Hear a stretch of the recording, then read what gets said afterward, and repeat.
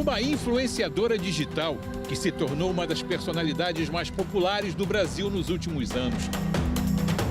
Uma jovem em ascensão meteórica, com milhões de seguidores na internet e uma carreira de empresária com negócios ligados aos setores de beleza e cosméticos.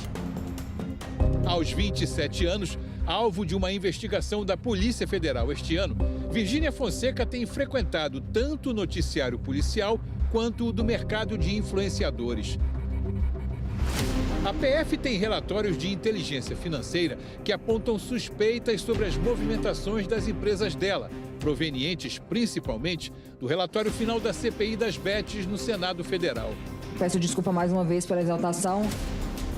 Origem do dinheiro, destino de transferências milionárias, possíveis irregularidades fiscais ou financeiras e lavagem de dinheiro.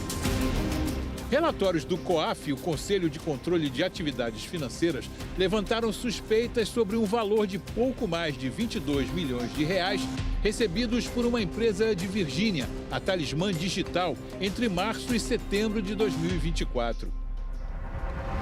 Segundo o relatório, 21,4 milhões foram transferidos em 44 transações via Pix e 1 milhão via TED, a transferência eletrônica disponível. A empresa AMP Pay Marketing foi a que enviou a maior parte deste dinheiro, 17,7 milhões por 5 remessas via Pix. O problema é que esta empresa está inscrita no regime do Simples Nacional, cujo teto de faturamento permitido é de 4,8 milhões de reais por ano. Movimentar quase 4 vezes mais deste valor em repasses para uma única empresa pode ser um indicativo de irregularidades. Esse é um dos elementos que os investigadores vão avaliar num conjunto de diversos outros elementos para verificar se trata de uma negociação verdadeira, de uma negociação regular ou não, se é uma negociação com indícios de lavagem de dinheiro. Ainda mais quando se sabe que o endereço da AMP Pay é um box em uma galeria comercial, incompatível com o porte financeiro necessário para movimentar tanto dinheiro. O COAF hoje é um dos principais órgãos de fiscalização e prevenção que a gente tem no Brasil e justamente faz essa análise de atipicidade de eventuais transações financeiras. Então existem algumas instituições, algumas empresas, por exemplo, do setor financeiro, que são obrigadas a reportar informações ao COAF e a partir daí ele compila isso em relatórios de inteligência e com isso os órgãos aí sim de investigação criminal conseguem dar início aí às apurações dos fatos. Virgínia Fonseca tem aproximadamente 111 milhões de seguidores nas principais redes sociais. Só fica atrás do jogador Neymar, da cantora Anitta e do humorista Whindersson Nunes. A receita para tantos seguidores? Conteúdo pessoal, exposição da família e de relacionamentos amorosos, além de itens de consumo e luxo. Em 2021, Virgínia Fonseca começou a trilhar um caminho paralelo ao de influenciadora. Virou empresária, tornou-se sócia de uma empresa do ramo de cosméticos. Turbinada pela presença nas redes sociais de Virgínia, essa empresa teve um crescimento acelerado no faturamento, mês a mês, até ultrapassar a marca de R$ 1 bilhão. Mas a origem de tanto sucesso pode ser considerada, no mínimo, controversa. O empresário Thiago Stabile é o sócio-administrador da WePink, a empresa da influenciadora. Mas antes de se associar a Virgínia, Stabile foi sócio de um grupo de empresas do ramo de beleza, voltada ao design de cílios e sobrancelhas, chamada Pink Lash, fundada por ele e pela mulher, Samara Kahanovic. Aí surge um detalhe importante. Quando foi fundada, o casal tinha outra sócia, a viúva de um dos chefões do PCC, a facção Primeiro Comando da capital. O cabelo duro ele é uma peça importantíssima para o PCC. Antes do tráfico internacional de drogas, o PCC ele tinha pouco dinheiro. Ele faturava 10 milhões por ano, enquanto hoje estima-se que ele fature 10 bilhões. Ele ajuda a inserir a logística do comércio ilegal de substâncias internacional dentro do PCC. Aí você consegue ver a importância do cara, né? Que era o cara que a droga chegava até a Baixada Santista e ele fazia todo um trabalho para que essa droga fosse parar no país europeu, por exemplo. Segundo a polícia, Karen Mori, também conhecida como Japa do PCC, passou a administrar o patrimônio invisível deixado pelo ex-marido, Wagner Ferreira da Silva, o cabelo duro, assassinado em 2018 num bairro da Zona Leste de São Paulo.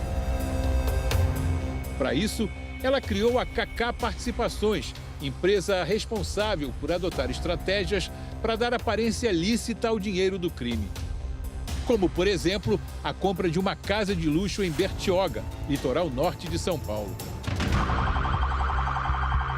Logo depois de deixar a sociedade com Stabile e Samara, Mori foi presa em casa pela Polícia Civil de São Paulo. Os policiais encontraram R$1 milhão e $50 mil em espécie e a Japa do PCC foi enquadrada por lavagem de dinheiro e associação ao crime. Ela aguarda julgamento.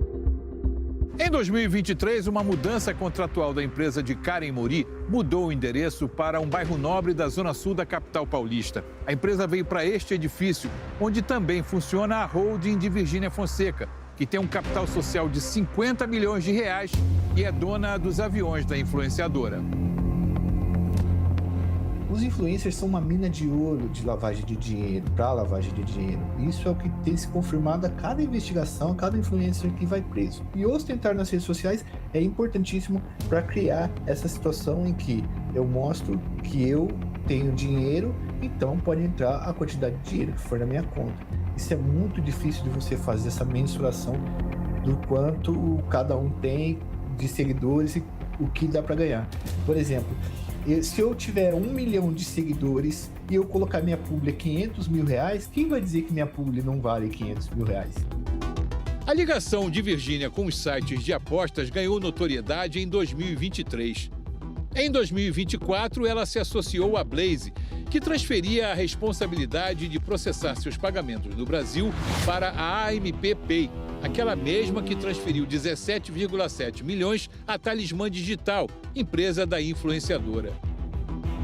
No ano passado, Virgínia Fonseca foi convocada pela CPI das Bets, no Senado Federal, para falar sobre a atuação das empresas de apostas esportivas online e de influenciadores digitais.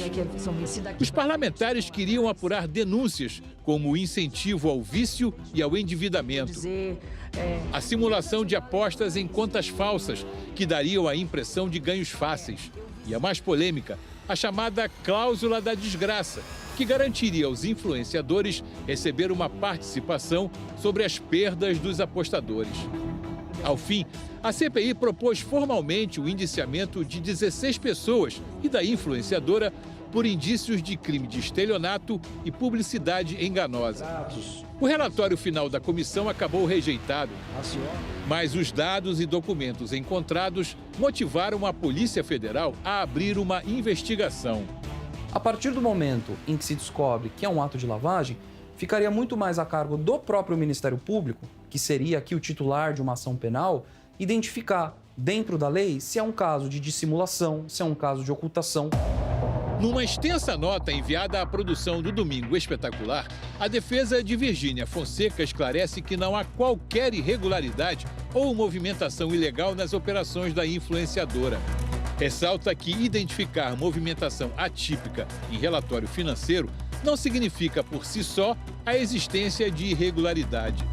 Sobre os recebimentos via Pix, a defesa afirma que a WePink nasceu ancorada no e-commerce, mas a marca se consolidou como uma potência no varejo tradicional, operando quiosques físicos de cosméticos instalados em grandes shoppings do país e que recebe muitos pagamentos em dinheiro, como é padrão no comércio varejista. Esses depósitos são individualizados por ponto de venda e conciliados diariamente com o fechamento de caixa e a emissão de cupons fiscais. Com relação às supostas conexões com o crime organizado, apontadas pela reportagem, a defesa esclarece que a afirmação não procede. Segundo a nota, a WePink foi fundada em 2021 de forma independente, sem qualquer vínculo societário, operacional ou financeiro com a Pink Lash ou com os terceiros mencionados, à exceção de seus sócios fundadores, Thiago Stabile e Samara Martins. A empresa tem estrutura própria, governança, registros contábeis, documentação fiscal e auditoria independente. Por fim, diz que a relação empresarial anterior entre Thiago Stabile, Samara Martins e Karen de Moura Tanaka Mori ocorreu exclusivamente no âmbito da Pink Lash, empresa fundada em 2016. Na velocidade de um post, dentro e fora das redes sociais, a vida de Virgínia segue movimentada.